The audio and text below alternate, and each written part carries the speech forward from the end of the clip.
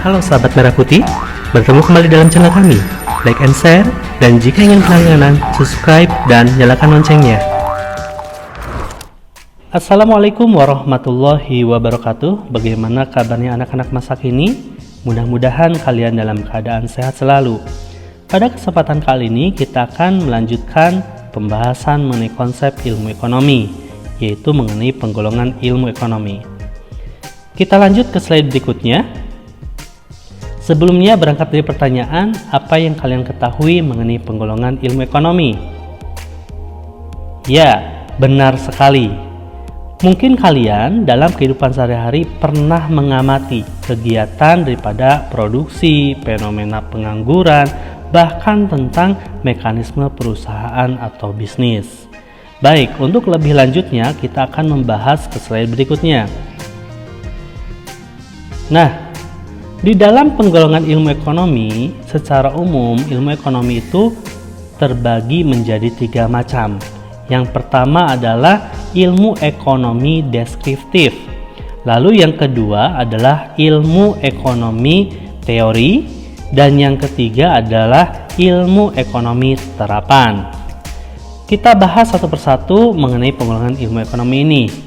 Ilmu ekonomi deskriptif adalah suatu analisis ekonomi yang menggambarkan keadaan ekonomi berdasarkan fakta dalam perekonomian dengan memaparkan tentang ekonomi pada suatu daerah atau negara pada masa tertentu berdasarkan data. Contohnya adalah daripada ilmu ekonomi deskriptif ini mengenai krisis moneter di Indonesia yang terjadi pada tahun 1998. Yang kedua adalah ilmu ekonomi teori, di mana ilmu ekonomi teori ini terbagi menjadi 2 macam, yaitu ada yang disebut dengan ilmu ekonomi mikro, di mana ilmu ekonomi mikro ini cabang ilmu ekonomi yang mengkaji pilihan dan interaksi individu yang memproduksi dan mengkonsumsi satu produk dalam satu perusahaan atau industri. Adapun yang dianalisis dalam ekonomi mikro ini yaitu yang dikemukakan oleh para pakar ekonomi klasik, yaitu kegiatan produksi, kegiatan distribusi, dan kegiatan konsumsi. Lalu yang kedua yaitu ekonomi makro, di mana ekonomi makro ini adalah kegiatan perekonomian yang mempelajari mekanisme kerja perekonomian secara keseluruhan yang memengaruhi masyarakat, perusahaan, dan pasar.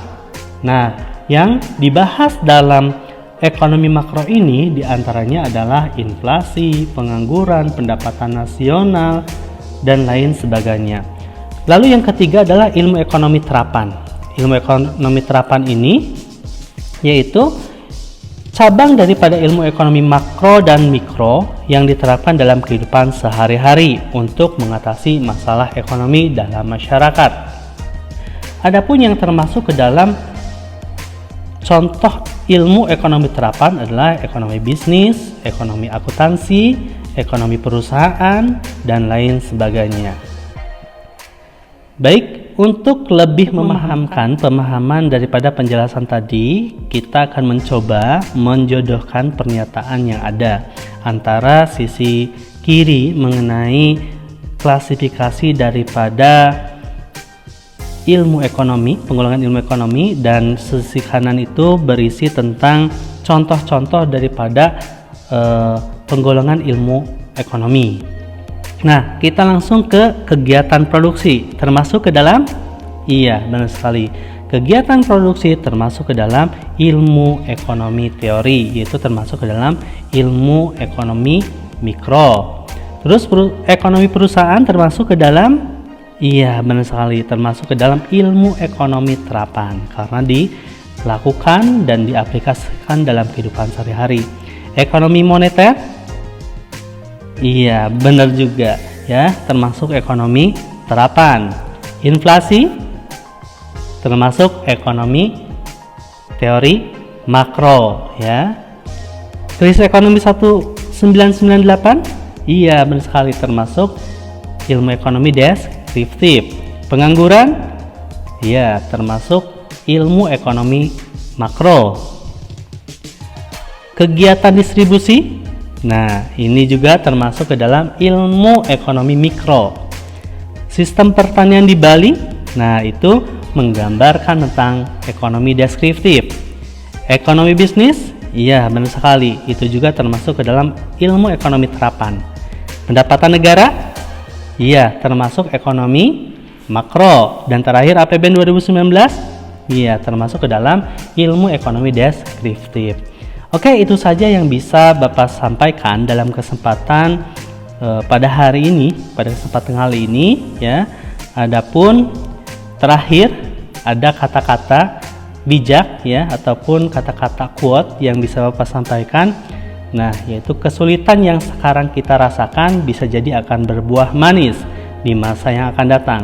Jadi, teruslah bergerak. Dan Bapak ucapkan terima kasih banyak atas kesempatan kali ini.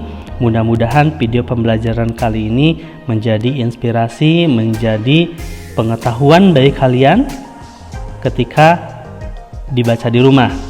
Dan pembelajaran selanjutnya, insya Allah kita akan mempelajari tentang penerapan prinsip ekonomi. Bapak ucapkan terima kasih. Assalamualaikum warahmatullahi wabarakatuh.